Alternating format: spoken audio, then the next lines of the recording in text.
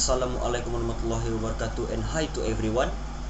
Today in this video we will present about the ASEAN Economic Community, which is AEC.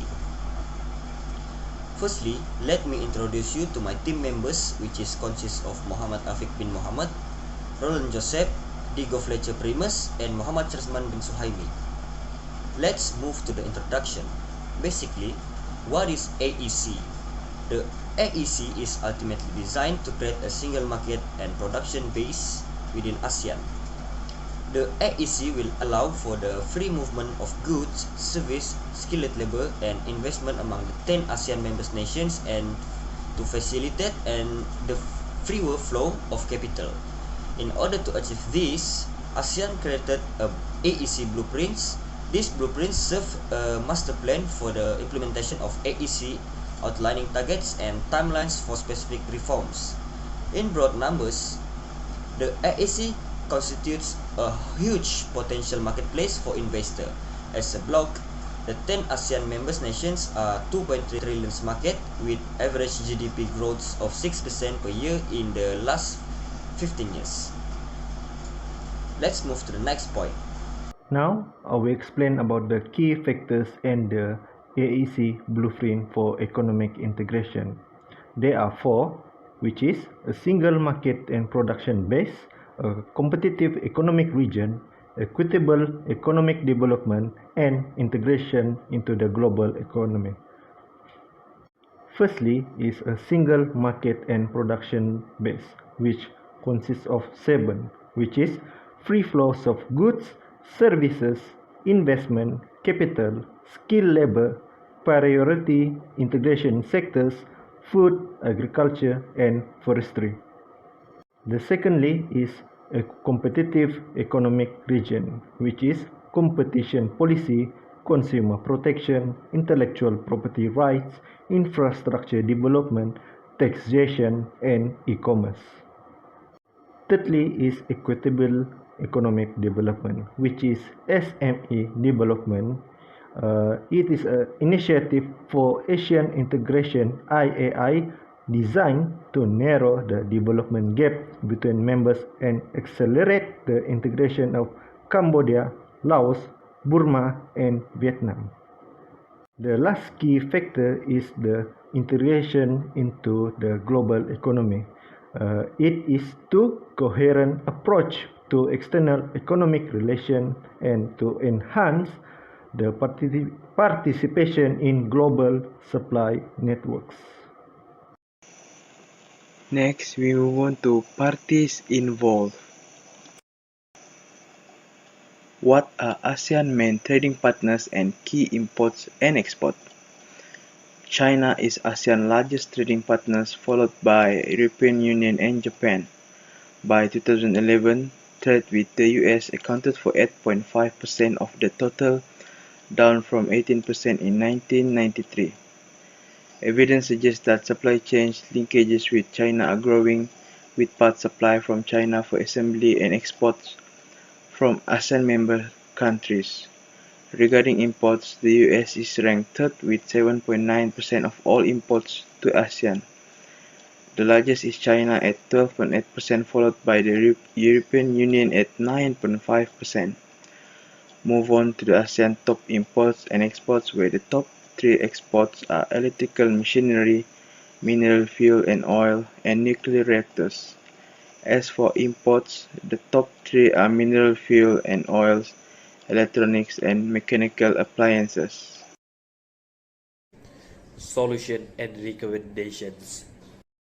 So how successful have AEC reform been so far?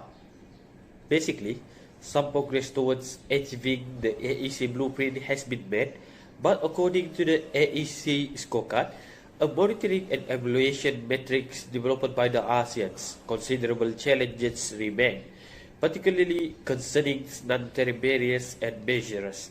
Key areas yet to be addressed to significant degrees include safety and health regulations and technical barriers, which remain obstacle to the free flow of trade in goods and services. Based on that, According to the midterms review of EAC blueprint implementation conducted by the Economic Research Institute for ASEAN in East Asia area, some progress was achieved in the following areas. Refer to that, one of the points that been highlighted is about the lowering of good tariff.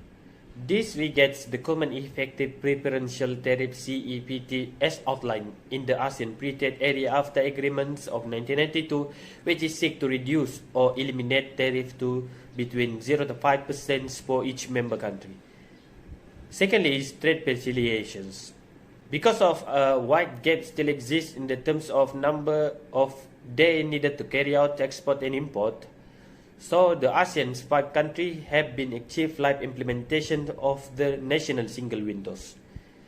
Other than that, investment liberalizations in terms of goods sector.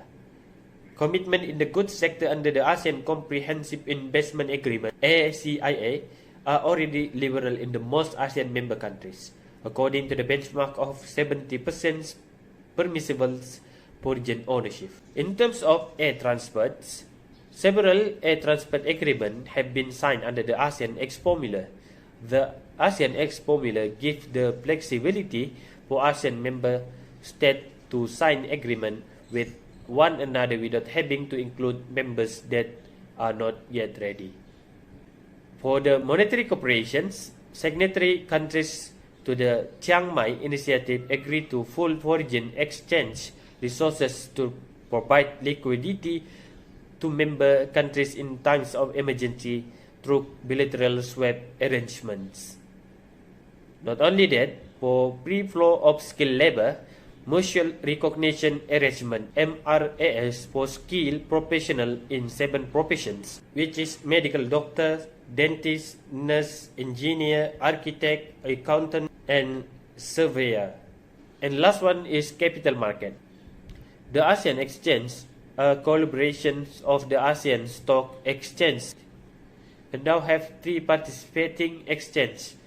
The system uses an electronic order routing system that allows brokers from the 3 exchanges to connect their client to trading on the exchanges of other countries. Now, let's move to the conclusions. ASEAN economic integrations has been proceeded despite the difficult situations of large economic disparities between numerous countries and differences in their stage of industrial development. The integrations has been successful for the following reasons, which is firstly, gradual and flexible liberalizations over time while setting high goals. Secondly, FDI companies have played a major role. Thirdly, trades with countries outside the regions has been promoted. Fourthly, efforts have been made to correct intra-regional disparities. And lastly, a transportation infrastructure has been developed. ASEAN economic integration is the economic integrations as a development strategy. The goals was to participate in the global supply chains, and measures to achieve that goals were attracting foreign capital and concluding FTAs with countries outside the regions.